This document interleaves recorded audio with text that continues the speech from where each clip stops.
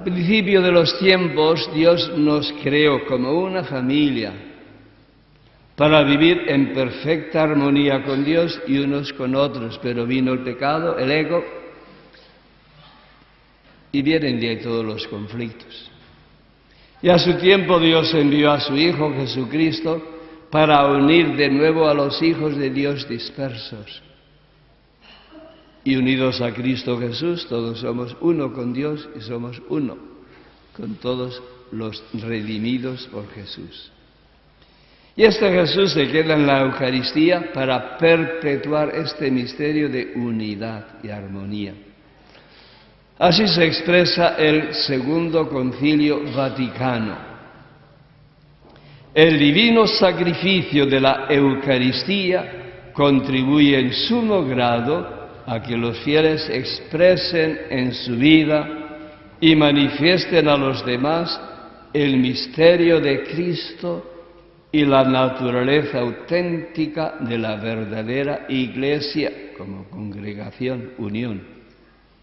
La Iglesia procura que los cristianos no asistan a este misterio de fe como mudos espectadores, sino que aprendan a ofrecerse a sí mismos al ofrecer la hostia inmaculada juntamente con el sacerdote, y se perfeccionen día a día por Cristo Jesús, mediador, en la unión con Dios y entre sí, para que Dios sea todo en todos.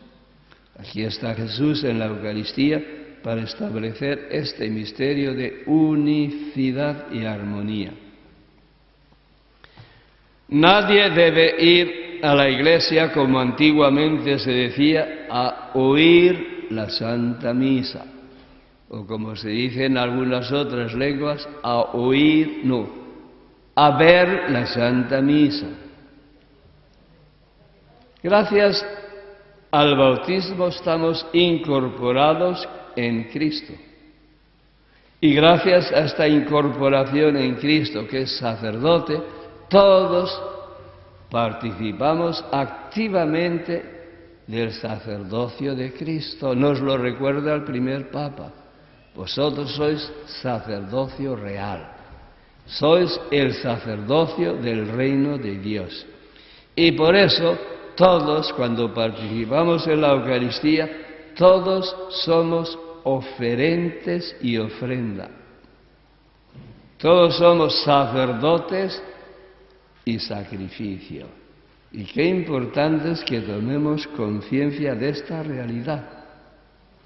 Hay un ministro que preside el sacrificio eucarístico, pero todos participamos como sacerdotes y como ofrenda, oferentes y ofrenda. San Ignacio de Antioquía, ya en el siglo II, cuando lo llevaban al martirio, estaba condenado al circo romano a que le comiesen las fieras. Escribe así con entusiasmo: soy trigo de Cristo, molido por los dientes de las fieras, seré pan de Cristo. Eucaristía. Y la imitación de Cristo, un clásico, escribe: Señor, deseo ofrecerme a mí mismo en voluntaria oblación y ser siempre tuyo.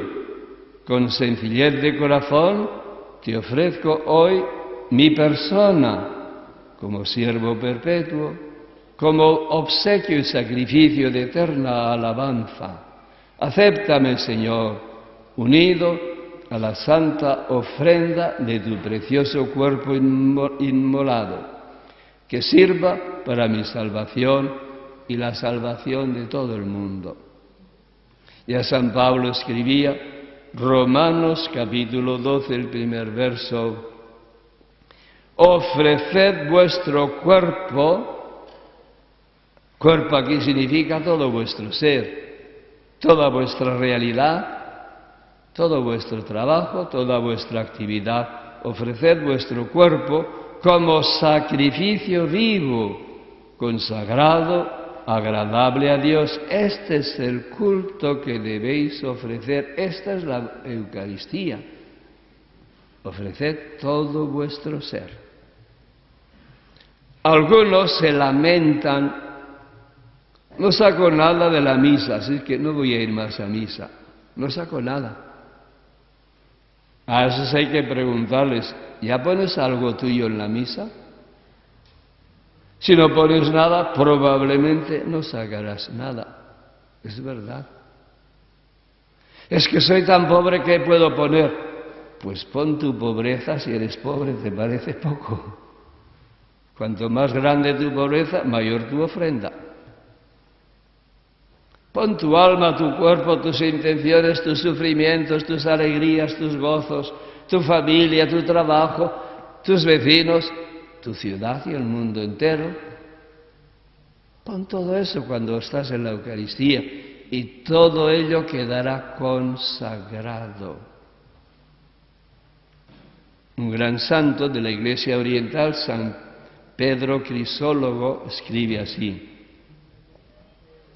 el apóstol, al deciros ofreced vuestro cuerpo como sacrificio consagrado a Dios, el apóstol exhorta a presentar vuestros cuerpos como hostia viva, oh inaudita riqueza del sacerdocio cristiano. El hombre es a la vez sacerdote y víctima. El cristiano ya no tiene que buscar fuera de sí la ofrenda que va a ofrecer a Dios. Lleva consigo y en sí mismo lo que va a sacrificar a Dios. Tanto la víctima como el sacerdote permanecen intactos. La víctima sacrificada sigue viviendo. El sacerdote que presenta el sacrificio no podría matar a la víctima. Misterioso sacrificio en que el cuerpo es ofrecido sin inmolación del cuerpo y la sangre se ofrece sin derramamiento de sangre. Procura ser tú mismo el sacrificio y el sacerdote de Dios. No desperdicies lo que el poder de Dios te ha concedido. Haz de tu corazón un altar. Toma en tus manos la espada del Espíritu, presenta tu cuerpo y toda tu vida como sacrificio a Dios. Todo lo que ofrecemos en la Santa Misa se transforma en Cristo. Todo lo que ofrecemos. Lo que está ahí, pero no lo ofrecemos, se queda como está. Como un ejemplo. En la misa ofrecemos un poquito de pan, se transforma en cuerpo de Cristo. Junto al altar, posiblemente, imagínate que hay un saco de pan, no lo ofrecemos. Termina la misa y está como antes. Si ofrecemos todo el saco de pan, todo ese pan se convierte en... Es la realidad. Yo vengo a la misa, estoy viendo, escuchando la misa y no ofrezco nada, pues probablemente saldré como he venido. Tenemos tanto que ofrecer, sobre todo nuestra pobreza, nuestras penas, nuestros sufrimientos, nuestros pecados. Ofrece todo, que es parte de tu vida. A él hicimos una ofrenda muy bella, nuestros antepasados.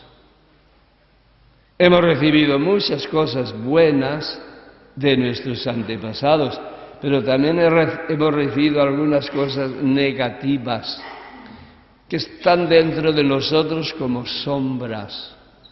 Y qué importante es, cuando ofrecemos la Santa Misa, presentar nuestras sombras, aunque no las conozcamos. No solamente hay sombras dentro de mí que han venido de herencia a través de los genes, hay sombras dentro de mí que se han ido produciendo a lo largo de mi vida, sobre todo en los primeros años. Ya muy temprano, que son sombras psicológicamente, son partes de mi vida que no he vivido, que las he rechazado. Ya al principio de la vida yo me formo una imagen de mí mismo, yo tengo que ser así. Y todo lo que no encaja en esa imagen lo voy rechazando. No, yo no soy así, lo rechazo. Lo echo fuera de mi mente, pero no fuera de mi vida. Todo eso que rechazo de mi mente, porque no encaja en mi proyecto de vida, queda dentro de mí, en el subconsciente, y esas son las sombras. Y todos estamos llenos de sombras. Y esas sombras que están dentro de cada uno de nosotros complican enormemente nuestra vida y la vida de otras personas que nos rodean. Porque las sombras que yo he rechazado en mí, no las veo en mí, pero las veo inmediatamente en el prójimo.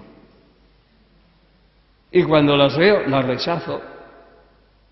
Siento irritabilidad, rechazo, claro, lo he rechazado en mí, lo veo y lo rechazo, pero en el prójimo.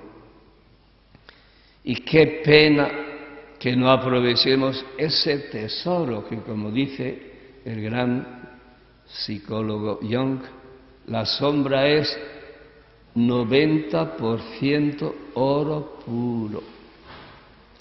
Y si la reconocemos, o aunque no la conozcamos, la presento a Jesús mis sombras, esas sombras se convierten en luz.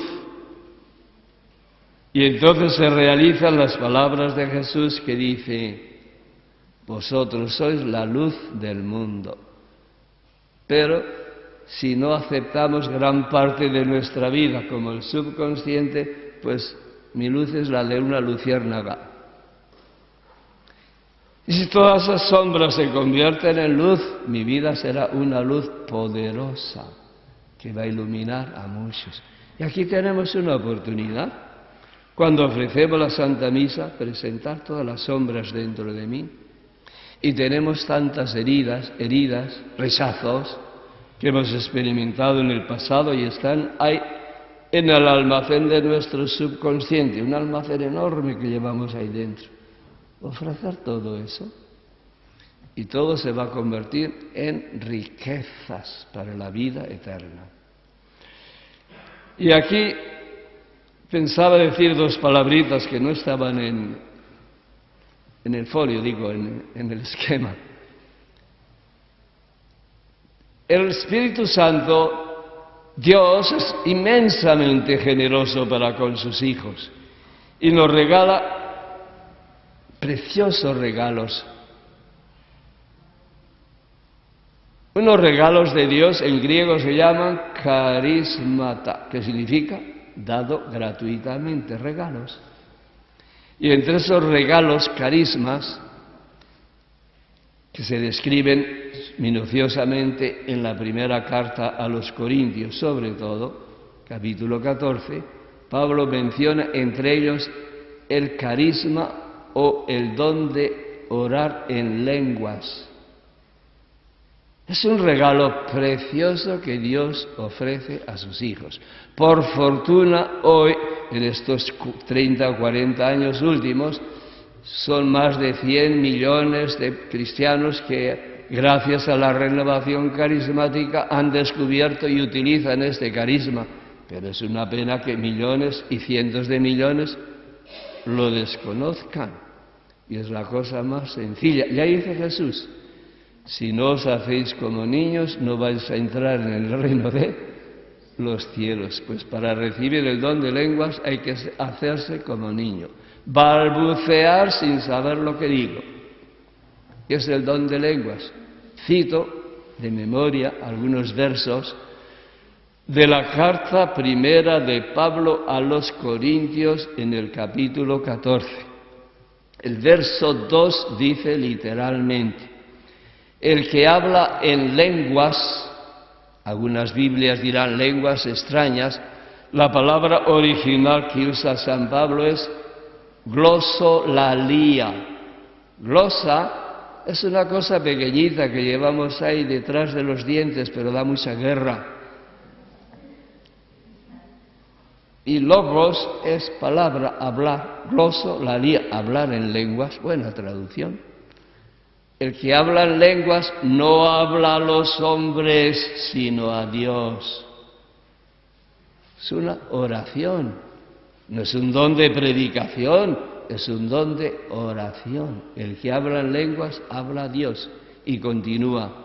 Dice, no, nadie le entiende. Puede escuchar uno, pero no lo entiende. Porque dice en espíritu cosas misteriosas.